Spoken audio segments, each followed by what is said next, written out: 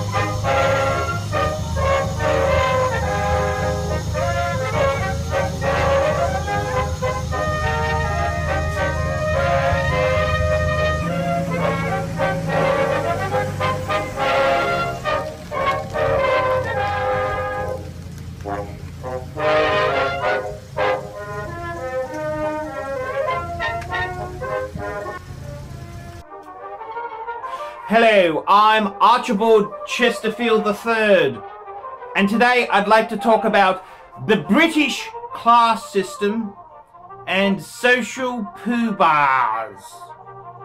The British class system and social Poobahs. And this involves the British aristocracy. It involves the monarchy. It involves the very foundation that is our existence in this world. And it's come to my attention there are some YouTubers who are breaking the Primogeniture laws. Now, in the olden days, one would take oneself for a horsewhipping. But in this day and age of politically correct bullshit, one does not have these options available. And I would like to present this series. A quick wristwatch check. Jaeger LeCoultre Reverso. The gentleman's sports watch. That's correct, the ultimate gentleman's sports watch. Now, the question is, what am I referring to you? I'm referring to the laws of succession for the British aristocrats, the landholder, the landed gentry. And the laws are written. Now, the laws of succession. Now, what basically happens is with the British aristocracy,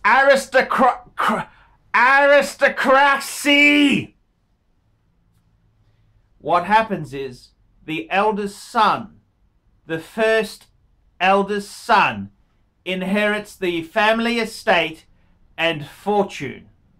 Why is this done? Why is it done indeed? And the answers to this is it's to preserve the fortune. I mean, if you have a fortune, a pie, and you keep cutting the fucking bastard up, well, you're not going to have a fortune much longer. You'll have smaller pies, smaller, and eventually there'll be no grand home bearing the family name in crest. That's right, there will be no more family home with fancy crests.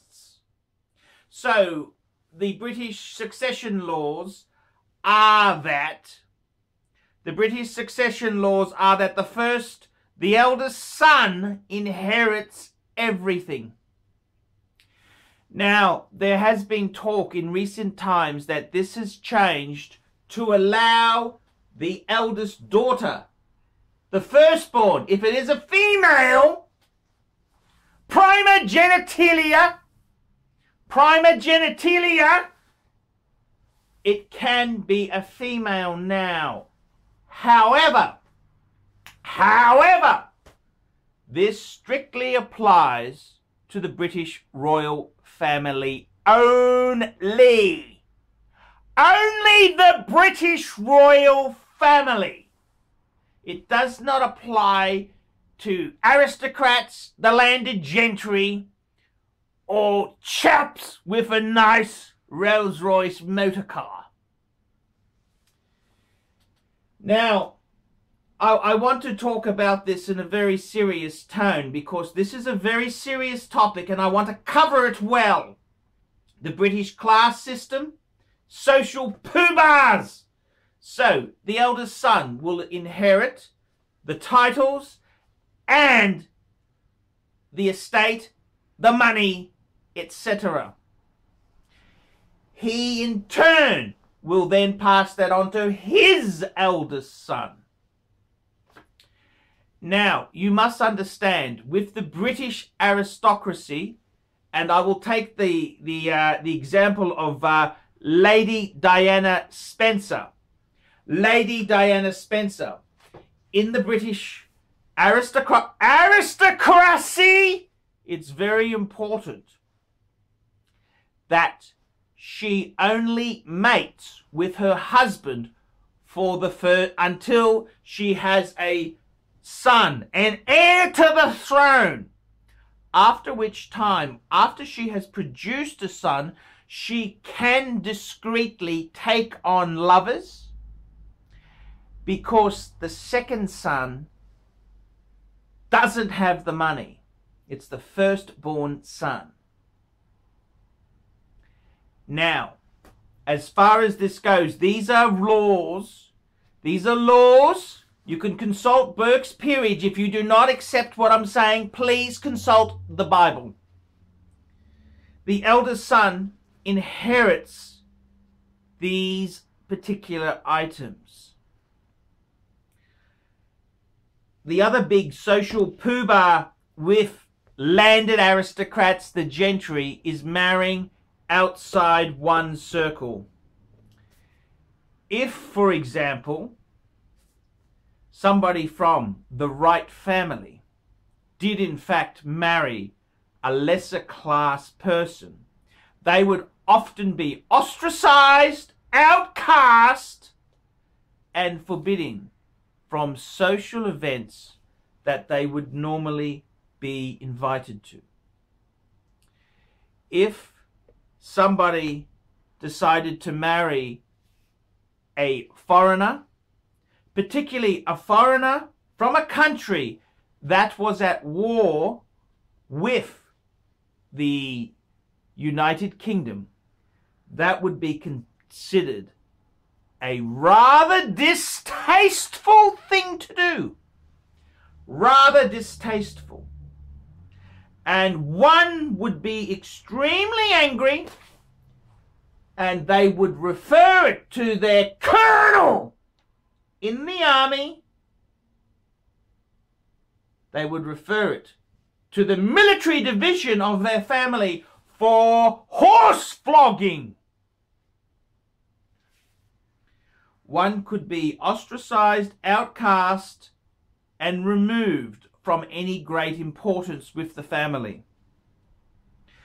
The other important fact one must realize with social poobahs is the commercialization that has happened in recent times. Now, I will give you a case in point. A family may have a family crest. The succession laws, the British succession laws, genitor, mean this crest is only to be used by male members of the family. Female members cannot use any crests of their family. The correct female would marry within her social group, and she would assume the crest of her husband, who of course would be of equal standing and position in society. If she was to marry a man without such crest breeding, she would be outcast from the family. The other issue is the using of crests for commercial means. This is one of the greatest social poobahs that could be committed against the great families of Great Britain. The using of crests for commercial means is tacky. It is completely against the laws of being a gentleman, and it may lead to family feuds for decades. Commercialization, the pursuit of commerce, it has always been considered a tacky way of existence. If we look at the term working class, what is working class? So working class people are people who have jobs. They need to work to sustain oneself. The landed gentry was never working class. They lived off investments in real estate. They lived off the land that they owned, where the working class would pay them to use such land. The landed gentry was never working class because they never had gainful employment, because they had money to sustain themselves. Hence, a true aristocrat technically would never have a job or be interested in commerce of any level. Hence the reason the aristocratic British are very, very, very, very untrustworthy of people involved in the pursuit of money. These are the reasons. These are the reasons why the British aristocracy, I'm just moving my hand up and down to show off my cufflinks, my French cuffs, and my ArchieLuxury reverser. These are the reason why the landed gentry never had jobs. They were not the working class, they were the aristocracy. In fact, even being a medical doctor, a doctor was considered to be beneath the society level of the landed gentry, who merely went around in fancy cars and fine clothing with servants at their beck and call. A doctor would technically be way down compared to a landed aristocrat. This is the reality. This is the reality of life in 19th century Britain for the landed aristocracy. The pursuit of commerce is grubby. It is nasty. It is vicious. It is mean. Mean! The pursuit of commerce is considered grubby and unbecoming of a gentleman. Social poobahs, the pursuit of commerce is grubby. The pursuit of fame is even grubbier. Harlots, entertainers were considered the same class as harlots, and sideshow freaks. This is the reality that is Britain in the 19th century. I hope you've enjoyed this video on the British class system. I wish to present my credentials, because when one makes these sort of videos, questions are asked and things are said and done. So I'd like to show you. I am Led Paul Pluter, the method actor who plays Archibald Chesterfield III. Here is my certificate of leadership. That is my certificate of lordship. And I have a plot 010312 on the Glenmore, Sanday, Scotland. Here are my credentials. Lord Paul Pluter. With that, I conclude my case. I hope you found this video educational. I hope you found it beneficial. Please be careful of the aristocrats you keep in your midst. There are many shitters amongst the landed so-called gentry. I'm Archibald Chesterfield III, Lord Paul Pluter. Tell me what you nasty, vicious, vinyl, uneducated, uncouth, unwashed fuckers think of that.